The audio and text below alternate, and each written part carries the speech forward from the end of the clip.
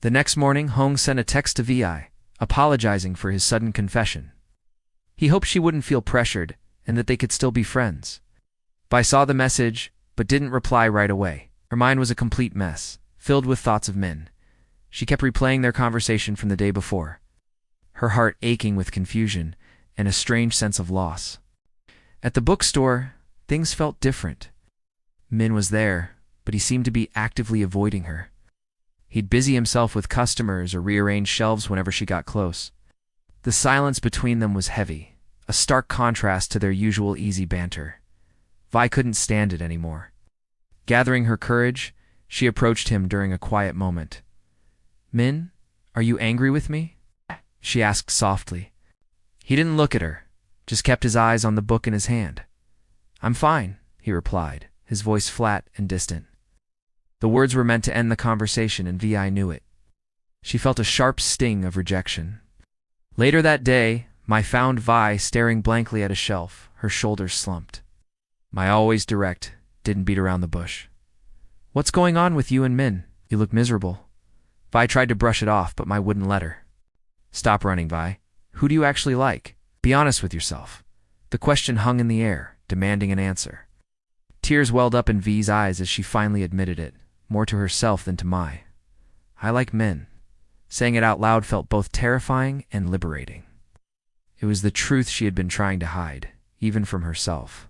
I gave her a reassuring squeeze on the shoulder. "Then you need to tell him." But Vi was scared. What if Min didn't feel the same way? What if she was just imagining things?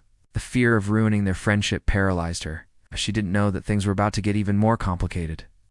The next afternoon, Hong decided to visit the bookstore. He walked in with a confident smile, looking for Vi. But instead he found Min. The two men stood facing each other, the air crackling with unspoken tension. Min's expression was guarded, a storm brewing behind his calm exterior. Hong, never one to back down, broke the silence. "I know you like her too," he said, his voice low but firm. "But I'm not giving up on Vi." The declaration was a direct challenge, a line drawn in the sand. Min's jaw tightened. He didn't want to fight, especially not with Hong. But hearing him talk about Vi with such possessiveness ignited a fire within him.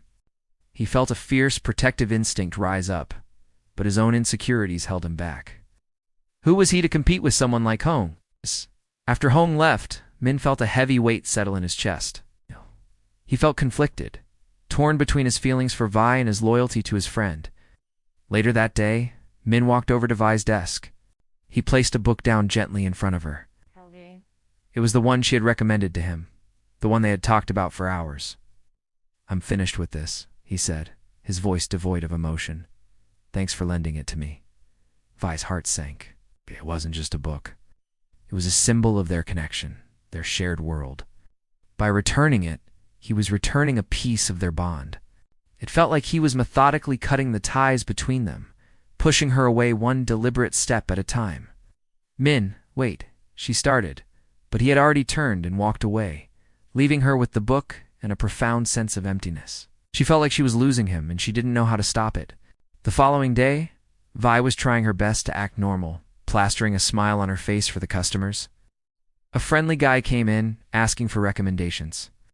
They chatted and laughed, and for a brief moment, Vi forgot the ache in her heart. But across the store, Min saw them. He saw Vi smiling, saw the easy way she interacted with the customer, and his mind twisted it into something it wasn't. He saw proof that he was just another person in her life, easily replaced.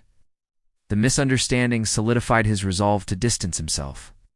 Later, when Vi found a moment to talk to him, she tried to explain. "That was just a customer, Min. We were just talking about books." But Min just gave her a polite, detached smile. "It's fine, Vi. You don't need to explain anything to me." And then he walked away, leaving her standing there, her words unheard and her heart breaking. Vi fled to the back room, unable to hold back her tears any longer. She sobbed quietly, overwhelmed by confusion and hurt. Just then, Hong arrived, hoping to see her. He found her crying, her face buried in her hands. Seeing her so distraught, his protective instincts kicked in, his resolve hardened. He was convinced that Min was the cause of her pain, and he became even more determined to win her over. to be the one who could make her smile again. Meanwhile, Min sought out Mai, needing to talk to someone. "I can't do this," he confessed, his voice strained. "I can't fight Hong for her. He's my friend." Mai, however, had no patience for his self-pity.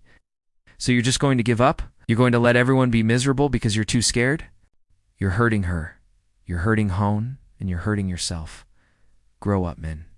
Her harsh words were like a slap in the face, but he knew she was right. That night, Via couldn't take the silence anymore. She called Min, once, twice, 3 times. Each call went straight to voicemail. The silence on the other end of the line was his final answer.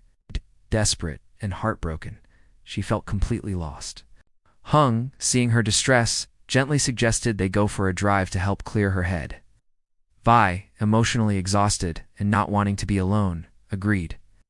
They drove aimlessly through the city lights, the car filled with a quiet sympathy from Hong and a deep, aching sadness from Vi. As they were stopped at a traffic light, a familiar figure crossed the street in front of them. It was Min. He was walking home, his head down, looking as lost as she felt. His eyes lifted and met hers through the windshield. For a split second, their gazes locked. But all he saw was Vi in a car with Hong. The misunderstanding was complete, a final crushing blow. The light turned green and Hong drove on. Vi twisted in her seat, wanting to scream his name, to jump out of the car and run after him to explain everything. But she couldn't.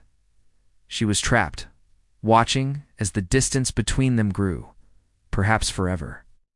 That night, in 3 separate rooms across the city, Vi, Min, and Hong all stared at their ceilings, caught in a tangled web of unspoken feelings and painful misunderstandings, none of them able to find sleep. What will happen next? Make sure you're subscribed so you don't miss the next chapter of their story. Thanks for watching.